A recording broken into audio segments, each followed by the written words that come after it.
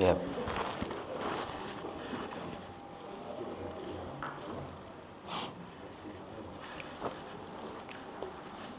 Baik. Marilah kita awali pengajian pada subuh hari ini dengan mengirimkan Al-Fatihah. Al-Fatihah untuk diri kita terutama. Al-Fatihah untuk para guru-guru, para pewakaf masjid, para pengurus mushola, para masyarakat yang hadir di sekitar mushola. Mudah-mudahan baik kita yang hadir dan mereka yang mendengar dari kejauhan, mudah-mudahan seluruhnya mendapatkan rahmat dan ampunan Allah. Amin. Ya Allah. Dan mudah-mudahan yang paling utama Allah datangkan hidayahnya sehingga kita betah menunggu dunia ini walaupun sudah masuk pada akhir zaman. Amin. Ya Rabbal Alamin. Fatihah ila ridho ta'ala wa syafaati Rasulullah sallallahu alaihi wasallam. Sayyidina wal al-Fatihah. A'udzu billahi minasy syaithanir rajim. Bismillahirrahmanirrahim. Alhamdulillahi rabbil alamin. Ar-Rahmanir Rahim. Maliki yaumiddin. Iyyaka na'budu wa iyyaka nasta'in.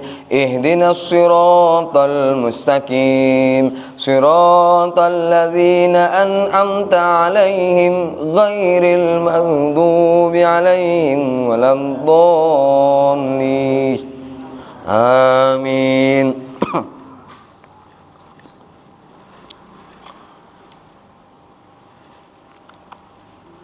Bismillahirrahmanirrahim. Assalamualaikum warahmatullahi wabarakatuh.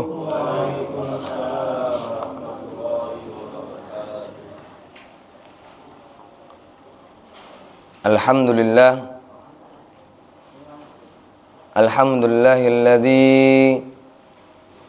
Alladzi jaa'a bil haqqil mubin wa arsaltahu rahmatan lil alamin. Alhamdulillahilladzi jaa'a likulli ni'mah. Amma ba'du. Para jamaah mushola al-ma'rifah yang insyaallah selalu Allah turunkan rahmat di dalamnya. Amin. Amin ya Rabbal Alamin.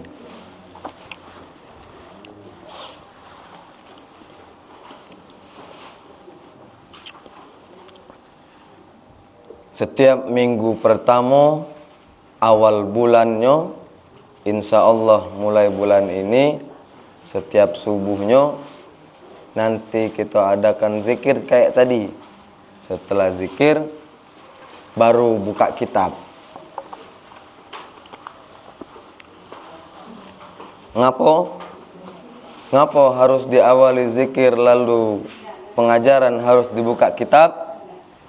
Pertama, biar Allah mudahkan hati kita nyambut datangnya petunjuk yang bakal Allah turunkan. Itu salah satu faedah zikir.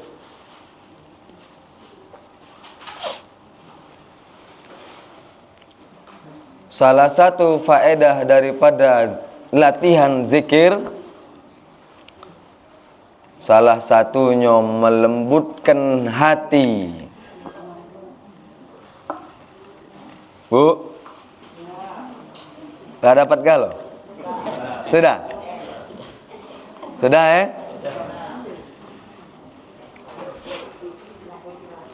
Nah, ayo kita dengar sama-sama.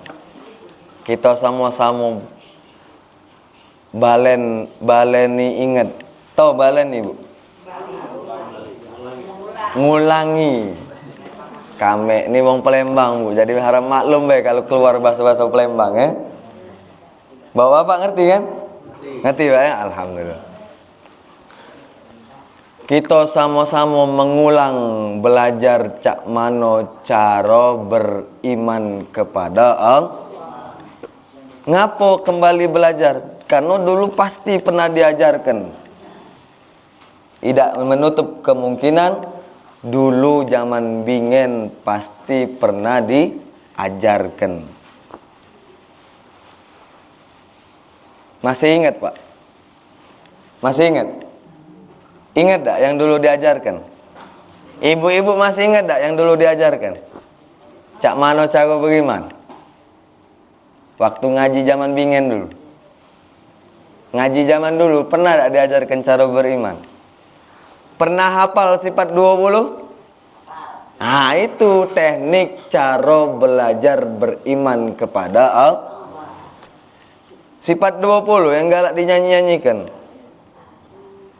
Wujud kidam baqa mukhallafatul lil hawadisi qiyamuhu binafsihi wahdaniyat qudrat iradat ilmun hayat sama basar kalam qadiran muridan aliman hayyan sami'an basiran mutakalliman. Itulah salah satu ajaran Cak Mano teknik cara beriman kepada Allah. Kan hafal kalau kan?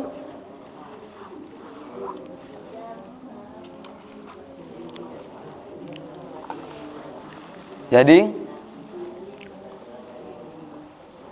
apa itu kunci salah satu cara simple untuk beriman kepada Allah? Beriman kepada Allah tidak cukup mengucap kalimat 2 syahadat. Bu, misal sekarang kawan kita yang non muslim pinter ngucap salam, ya kan? Sudah ngucap salam, kalau dia terkejut ngomong pula astagfirullah, ya kan? Masuk Islam enggak dia? Islam enggak dia? Tidak. Kadang kita tanya, apa kabar? Alhamdulillah. Pintar kan? Islam enggak dia? Mudah-mudahan beliau Allah datangkan petunjuk, ganti imannya menjadi iman Amin. Banyak yang sekarang. Nah, sekarang kalimat 2 syahadat. Kita yang sudah sering ngucap 2 kalimat syahadat. Hafal tak 2 kalimat syahadat, Bu? Pak, hafal? Hafal pasti. Di luar kepala sudah terbayang hurufnya. Ya kan? Sekarang anak tanya, kalau memang sudah mengaku beriman kepada Allah, sholatnya khusyuk apa tidak? Hah? Ini latihan mengolah cara ingat. Cara ingat itu harus terbuka dulu. Kira-kira sholatnya khusyuk apa tidak? Ya Pak? Ibu-ibu? Insya Allah, tak yakin khusyuknya? Yakin tak? Yakinnya? Memang teori praktek sholat khusyuk itu harus digembleng, ditanya benar-benar, Bu. Ngapo nak sampai kapan? Tahu umur kita sampai kapan? Hah? Ciri khas orang yang berimannya masih goyang, sholatnya tidak Nah, ini bukan saya yang berbicara, tapi ulama ahli hikmah nama Ibnu Athaillah Asy-Syakandari. Barang siapa yang di ketika sholat hatinya membayangkan selain daripada Allah, fabatilus sholah, maka batallah sholatnya. Tapi jangan sedih dulu. Laju dah galak sholat lagi kalau dah galak usuk. Bu, ya Pak, sholat itu mengejar khusyuk apa mengejar ingat kepada Allah? Hah? Ada pertanyaan. Sholat itu mengejar untuk ingat kepada Allah apa mengejar khusyuk?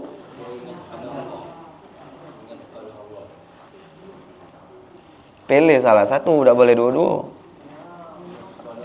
Ingat pada Allah apa khusyuk? Ingat kepada Allah. Aqimus sholata li zikri, kata Allah. Dirikanlah solat agar engkau bisa ingat kepadaku.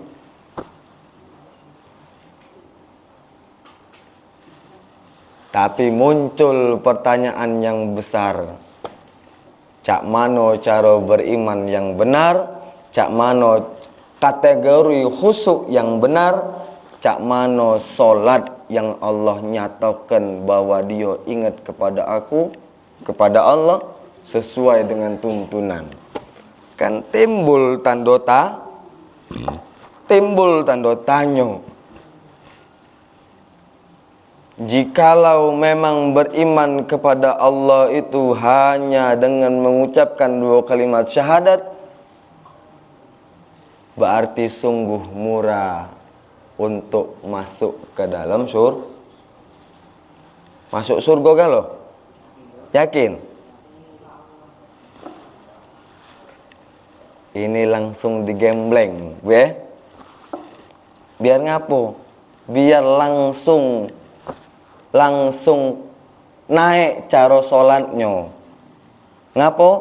Karena dulu waktu kami masih kecil selalu diajarkan sholat nak, kalau dak sholat dak dapat pahala, kalau dak sholat masuk neraka, dak masuk surga. Itu dulu kami ajari waktu masih kecil.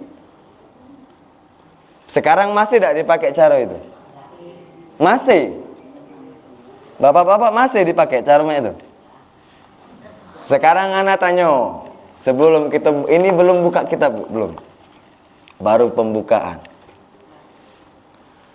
Salat yang kita lakukan itu menuntut pahala atau memang karena Allah? Tadi jawabnya pengen masuk surga. Pengen dapat pahala apa pengen masuk surga? Pengen dapat pahala apa karena memang karena Allah?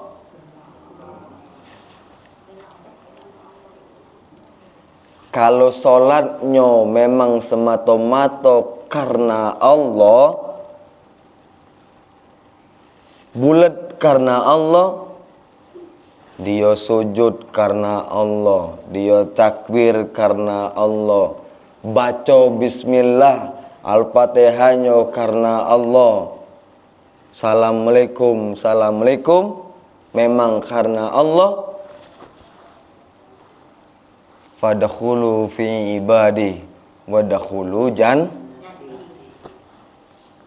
kata Allah, jika solatmu, hidupmu, matimu karenaku, fadkhulu fi ibadi wadkhuli ngapo? Ada keterangannya, wahai jiwa-jiwa yang tenang. Siapa jiwa yang tenang? Dialah di saat melaksanakan sholat tujuannya cuma untuk ingat kepada aku, bukan karena menuntut bukan karena takut masuk dalam bukan karena pengen dimasuk ke dalam surga, tapi semata-mata karena untuk ingat kepada baru masuklah pada golongan hamba-hambaku, masuklah ke dalam surgaku. Harus lillahi. Nah, itu buah dari cara bener beriman kepada Allah. Nah sekarang yang nak dibenahi yang mana? Cara berimannya dulu apa cara praktek ibadahnya dulu? Hah? Beriman dulu apa beribadah dulu yang harus diperbaiki? Hah?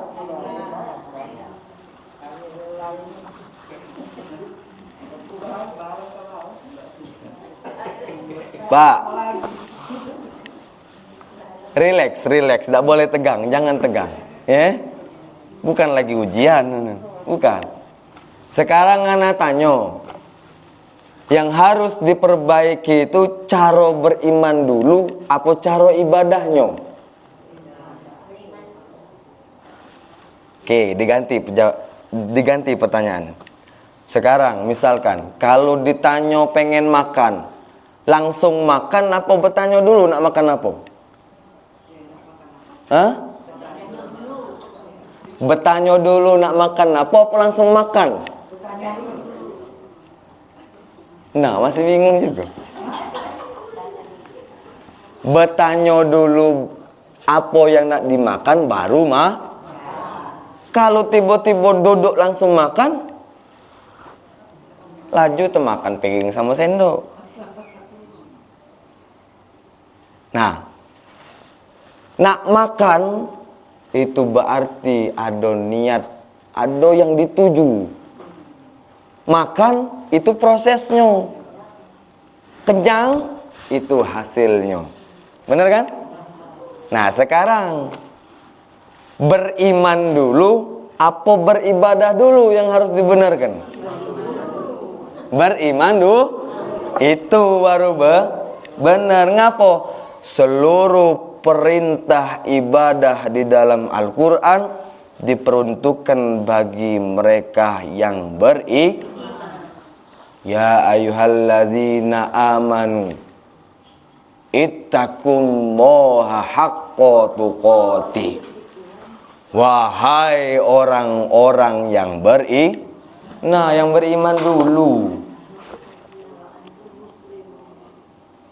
Apalagi puasa sama. Beriman dulu.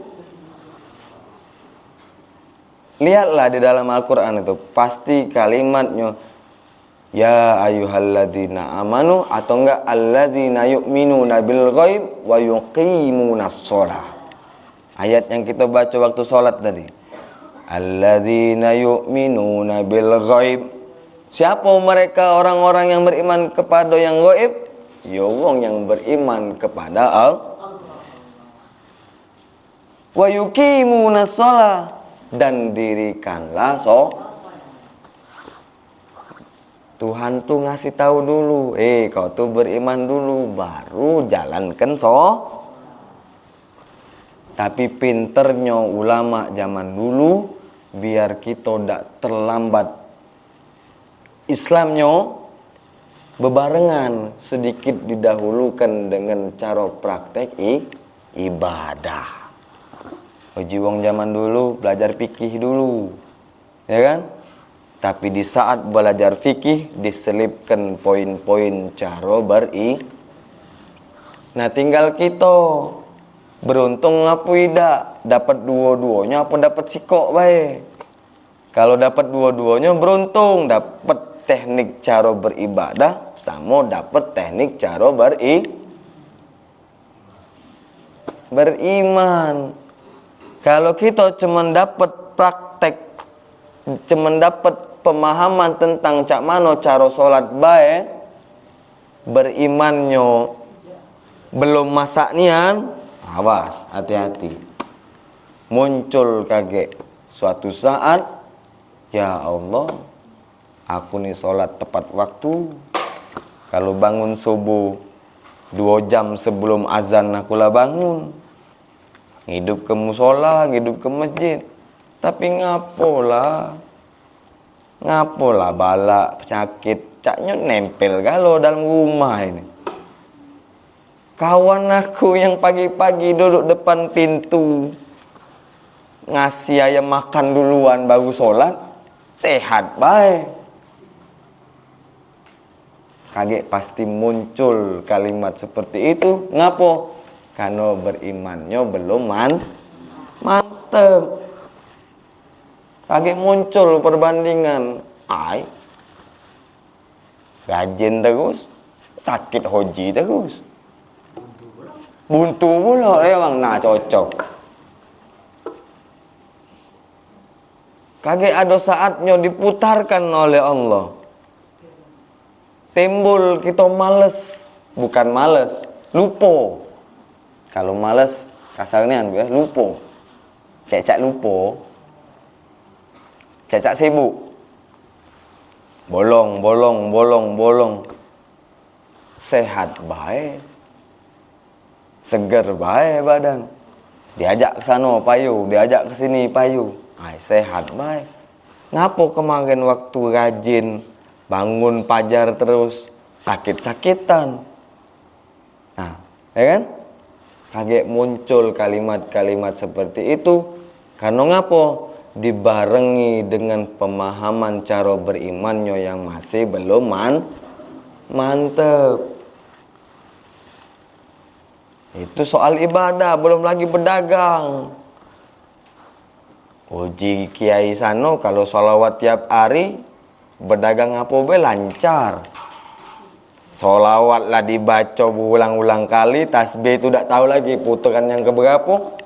Ngapo dagangan tidak laku-laku dah kita di. Ya kan? Muncul kan? Nah, itu tanda tanya besar. Tanyakan pada diri kita ini. Emangnya sholawat untuk melancarkan berdagang? Apa kan sholat itu untuk cuman menyehatkan badan baik? Tanyakan dalam diri. Jikalau memang aku melaksanakan sholat ini biar agar badanku menjadi sehat, dapatnya cuman sehat, bukan ingat kepada Allah.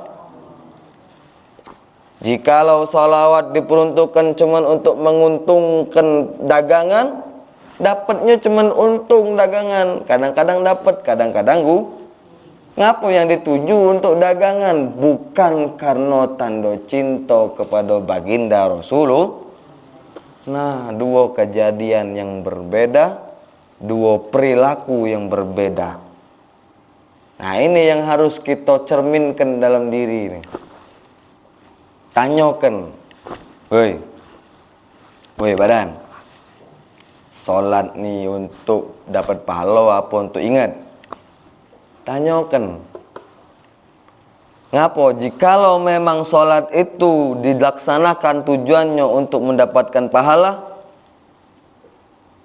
mana dalil?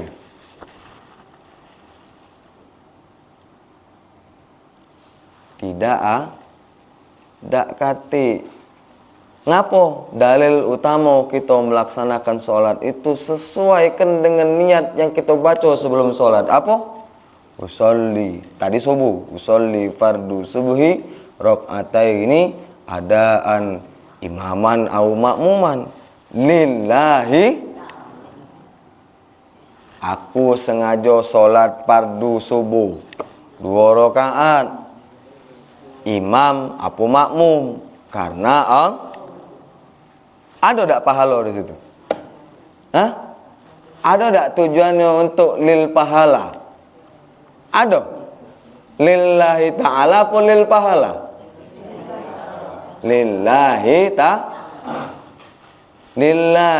ta'ala, bukan bukan lil jannah, juga bukan karena surga, tapi lillahi Apa itu lillahi ta'ala? Semata-mata karena Allah. Kalimat ini pendek, tapi pengakuannya luas. Ngapo? Kalau memang sesuai dengan niat yang kita baca, pas. Ngapo? Kan muncul kan pertanyaannya kan ngapo? Ngapo pas? Contoh, penjelasan yang pertama, badan buatan siapa? Ini kita mencocokkan niat sholat sama kejadian pada diri. Badan buatan siapa? Nikmat yang ada di badan, siapa yang punya? Hah?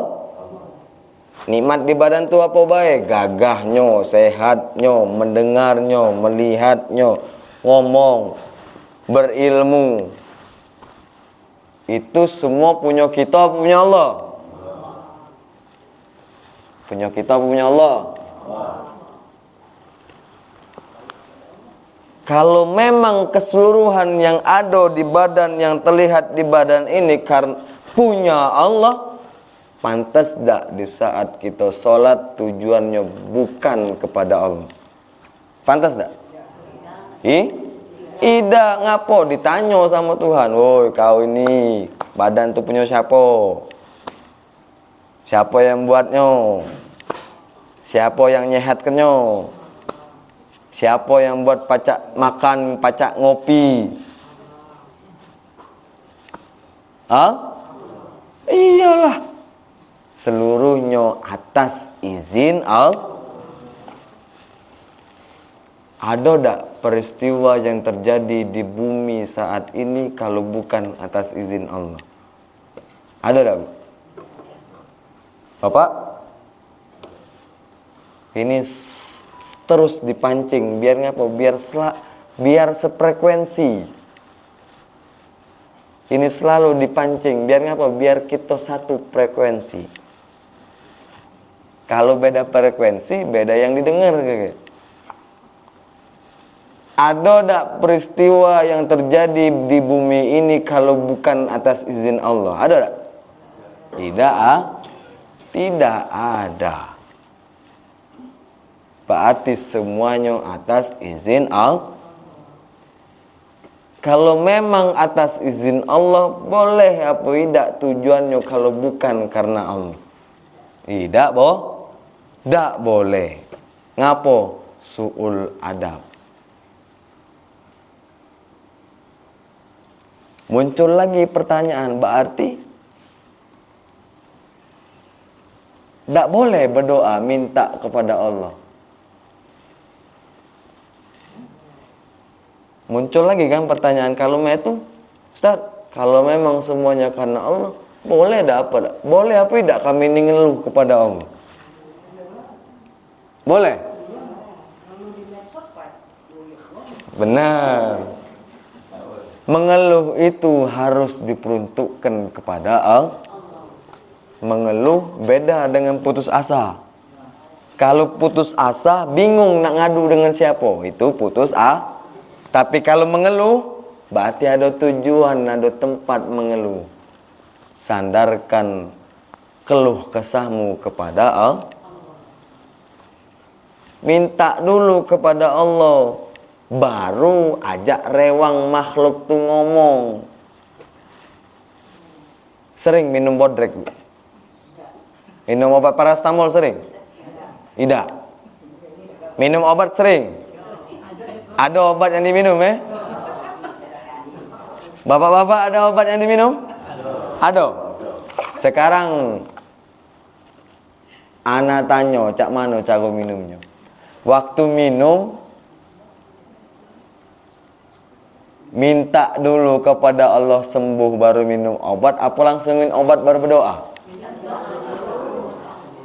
Minta dulu.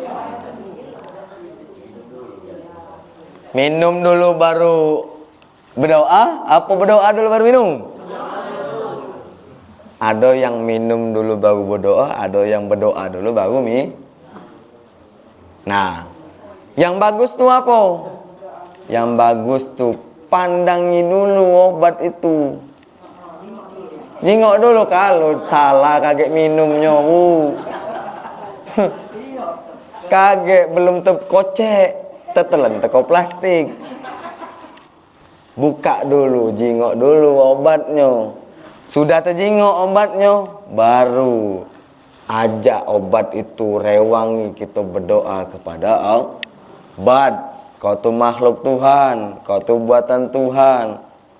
Buatan makhluk Allah, manusia buatan Tuhan. Artiannya kau tu makhluk Tuhan. Ya kan? Rewangi aku ni berdoa. Ya Allah, mudah-mudahan obat ini cocok untuk badan aku. minum. Sembuh tak sembuh, sembuh datang dari Allah, sakit datang dari Allah, itu baru benar. Yang banyak terjadi, minum obat bismillah, pas sembuh alhamdulillah, sudah itu dilengkapi pula paten nian obat dari dokter itu, ya kan? Paten nian obat itu stok banyak-banyak nak di rumah. Kaget kalau kambuh lagi obat itulah ngentamnya, ya kan? Banyak kan yang ngomong itu kan? Mulutnya ngucap alhamdulillah, sebelum minum dia ngucap bismillah, pas sembuh muji obat. Muji kalau ini terjadi, perbuatan yang seperti ini itu masuk pada kategori syirik yang tersembuh. Syirik itu ada dua, Pak. Syirik nyato, nyembah batang, nyembah cincin, minta batang besar. Nah, itu syiriknya. Syirik yang tersembunyi, mengakui dirinya gagah karena dirinya, bukan karena Allah. Dia mengakui badannya sehat karena minum obat, minum vitamin, makan sehat 5 sempurna, bukan karena Allah. Mulutnya ngucap bismillah, minum obat, setelah sembuh muji itu namanya syirik yang sembunyi. Syirik walaupun sikok nyata, sikok tersembunyi, nilainya sama. Sama apa? Sama-sama menyekutukan Allah.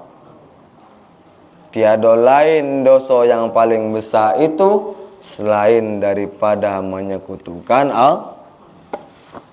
Nah, muqaddimah, belum buka kitabnya, baru pengen nyamokan frekuensinya. Pemahamannya tuh harus disamukan dulu, barulah kita buka kajiannya.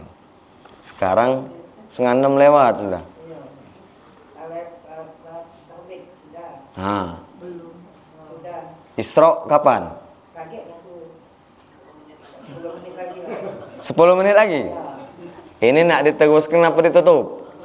Teruskan. Teruskan. Apa Sudem? Ya, Bu. Jadi bapak-bapak, kita sama-sama kembali mengenang, ingeti kembali cak mano dulu kita cara diajarkan oleh guru-guru zaman dulu. Cak mano sih cara beriman kepada Allah.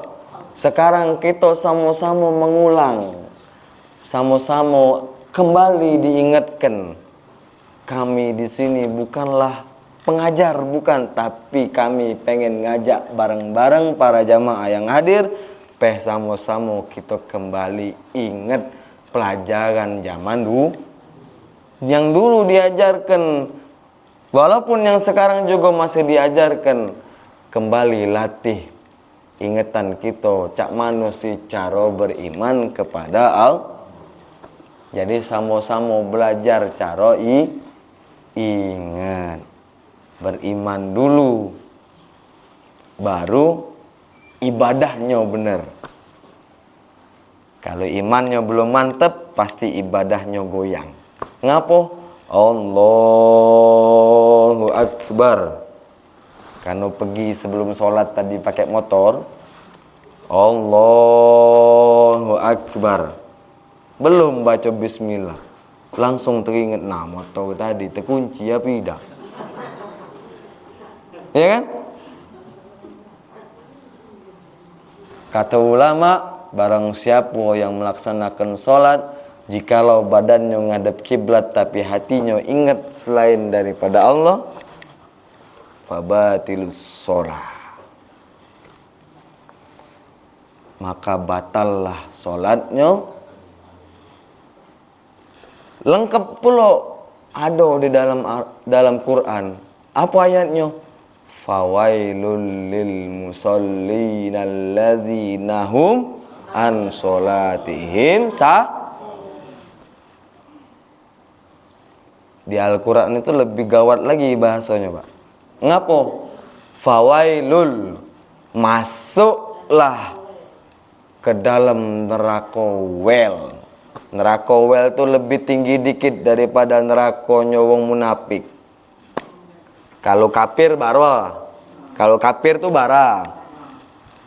Munafik asfala safilin, lantainya neraka. Wong yang sholat tapi lalai setingkat lebih dikit. Fawailul lil musallin. Namanya apa? Neraka wel. Nah, masih juga dalam neraka. Padahal mak mana itu? Pasti ada ilmu yang diajarkan oleh baginda Rasulullah sallallahu alaihi wasallam. Dia masuk ke dalam neraka itu karena ngapo? Salat. Tapi hatinya ingat kepada selain Allah. Nah, sering tak kita terjadi? Sering. Makanya banyak-banyak minta Jangan masuk neraka dulu baru minta ampun. Telat. Mulai dari sekarang, kalau teringat, kalau dulu pernah sholat, tapi hatinya ingat yang lain, banyak-banyaklah minta ampun. Kapan waktu mustajabah? Minta ampun? Sebelum sholat subuh atau sesudah sholat maghrib. Banyak-banyak minta ampun.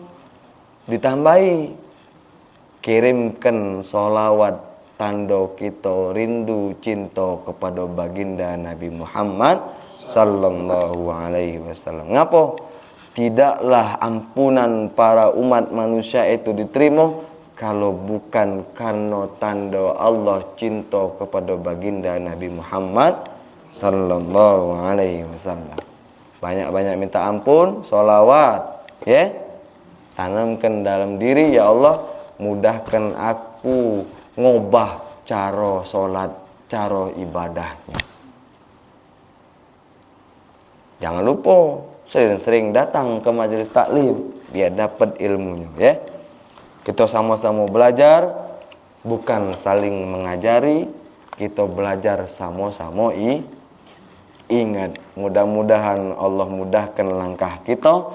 Mudah-mudahan Allah tularkan semangatnya kepada dalam hati kita, biar kita tetap kejar terus cak mano cara beribadah yang sesuai dengan tuntunan baginda Rasulullah sallallahu alaihi wasallam.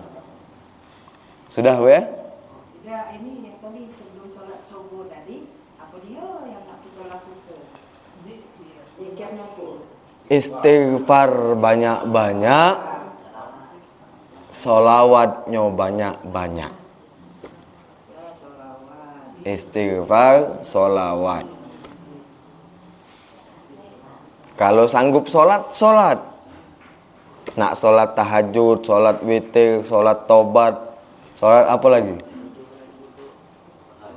Sholat hajat, apapun sholatnya, sholatlah di waktu itu.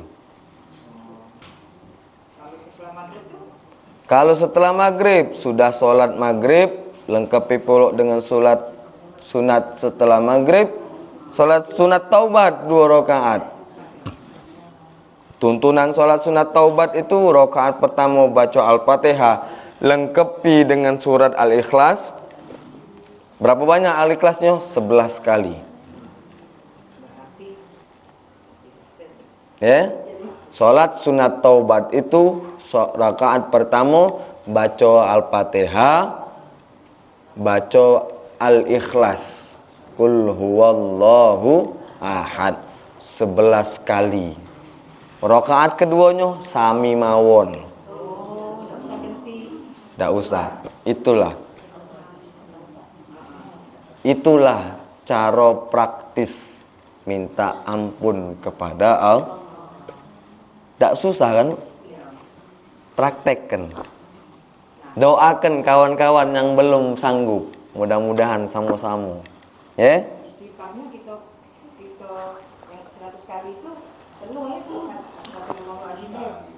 Astagfirullah, Mano sanggupnya?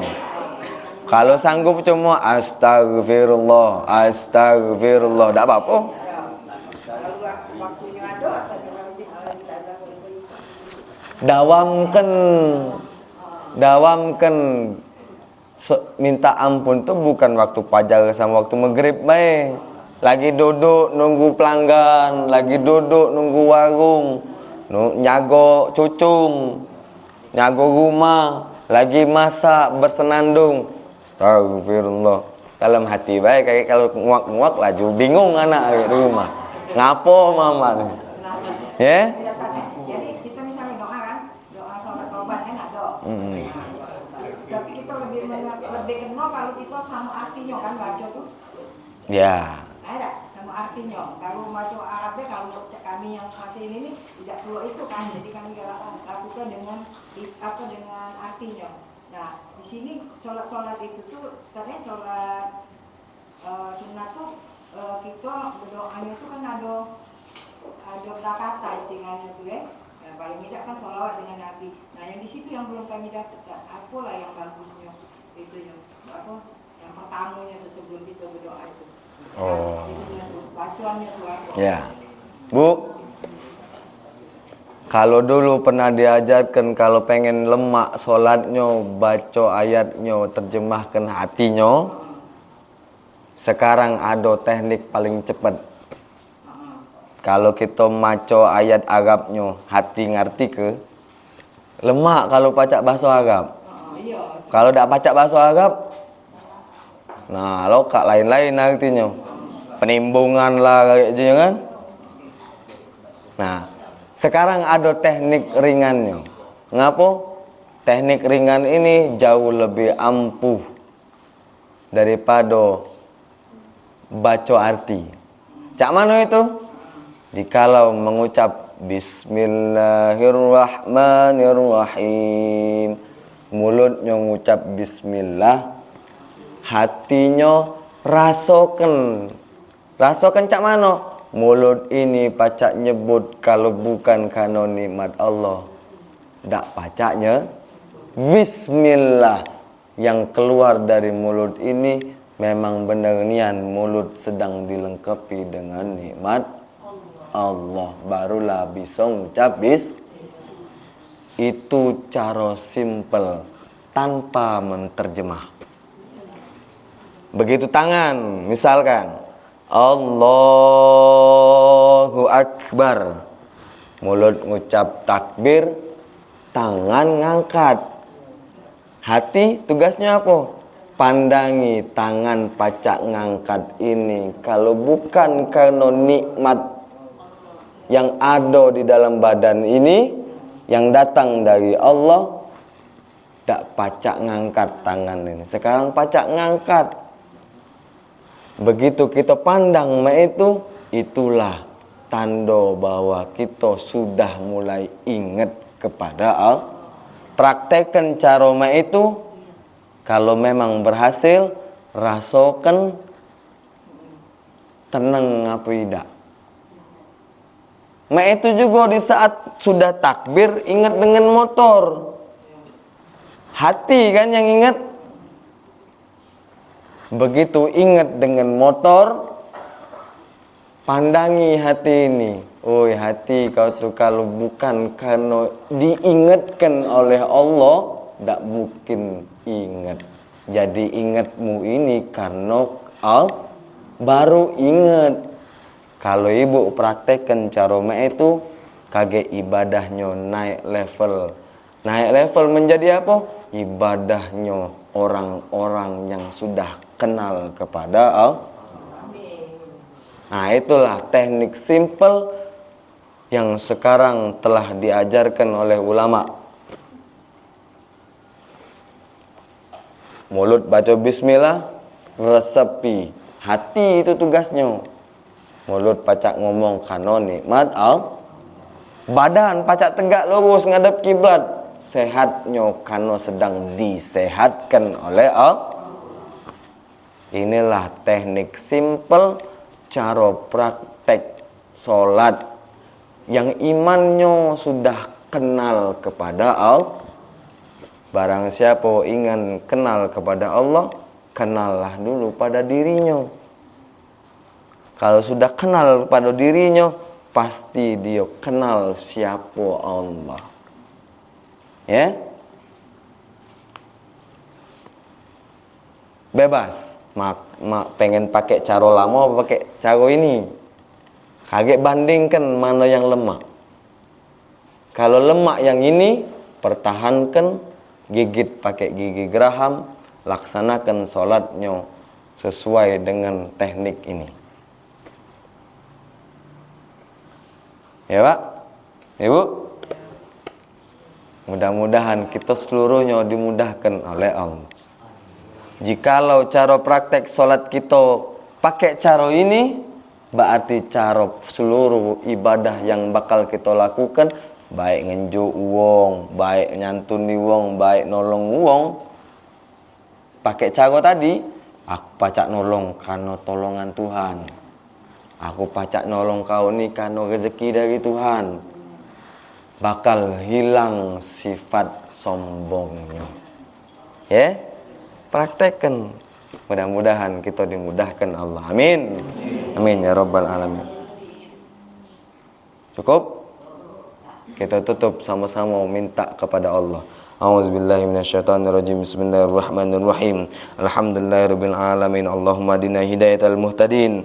Allahumma hadina hidayatal muttaqin. Allahumma hadina hidayatas sabirin. Allahumma hadina hidayatal mustaghfirin wa taibin bi rahmatika ya arhamar rahimin.